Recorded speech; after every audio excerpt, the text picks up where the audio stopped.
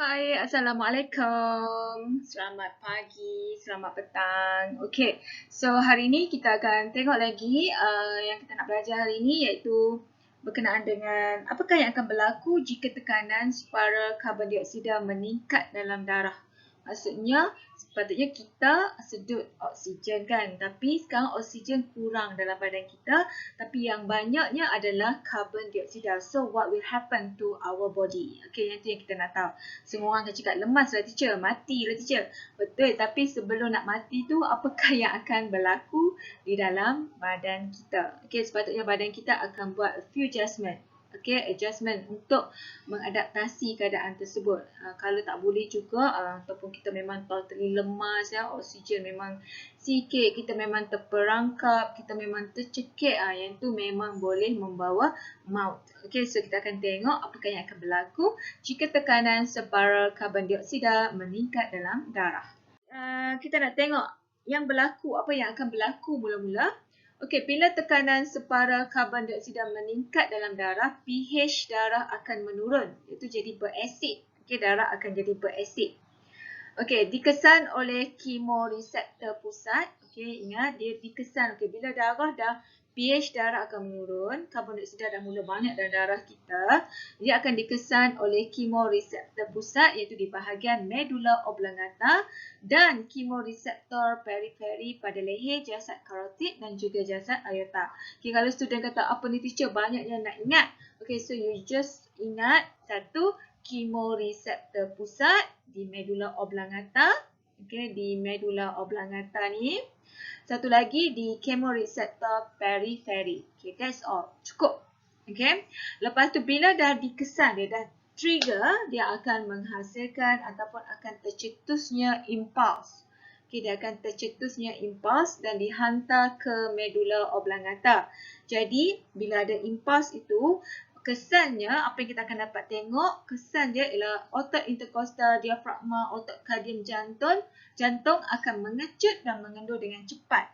Maksudnya arahan itu akan terus sampai kepada bahagian organ pernafasan.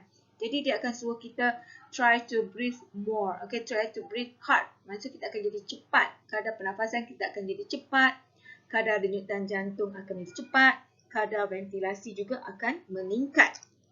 Jadi bila kita bernafas dengan cepat macam tu, so lebih banyak karbon dioksida akan disingkirkan. So at the end, tekanan separa karbon dioksida akan jadi normal. Okay, so pH darah akan kembali stabil.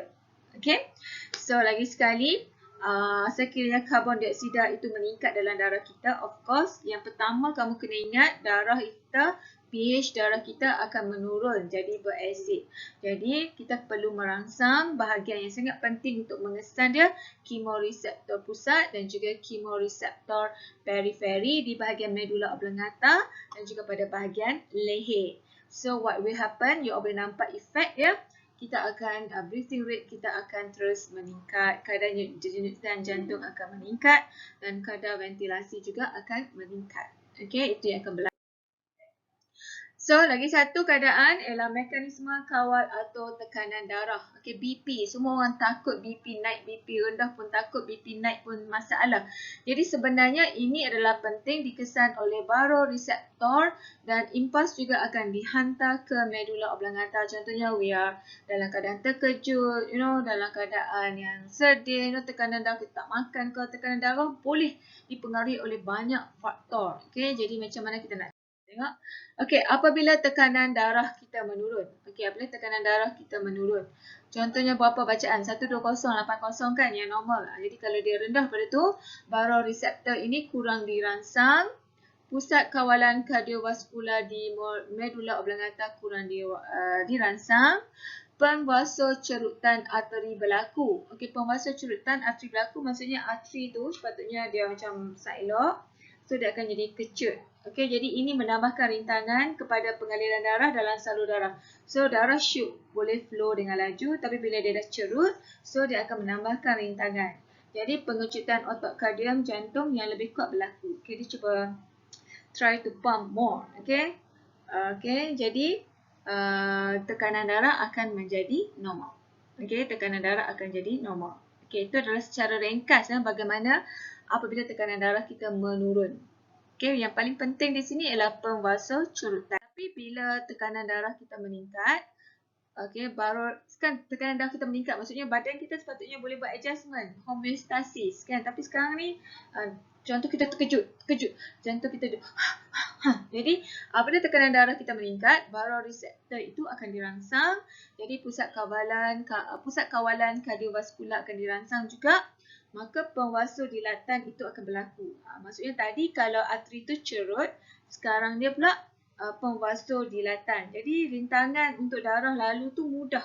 Okey, pemvasodilatan berlaku mengurangkan rintangan pengaliran darah dalam salur darah. Jadi pengecutan otot kardian jantung yang lemah berlaku. Jadi dia takkan jadi very berdenyut dengan cepat lah. So dia akan back to normal. Jadi tekanan darah kita akan kembali kepada normal. Okay. Yang ni apabila berlakunya keadaan dalam badan kita, apabila tekanan darah kita menurun atau keadaan di mana tekanan darah kita meningkat. Okay, so that's all untuk hari ini. Jadi kita akan cover untuk 2, apabila ketekatan karbon dioksida dalam darah meningkat dan what will happen apabila tekanan darah kita meningkat dan juga menurun. Okay, all the best untuk semua student biology.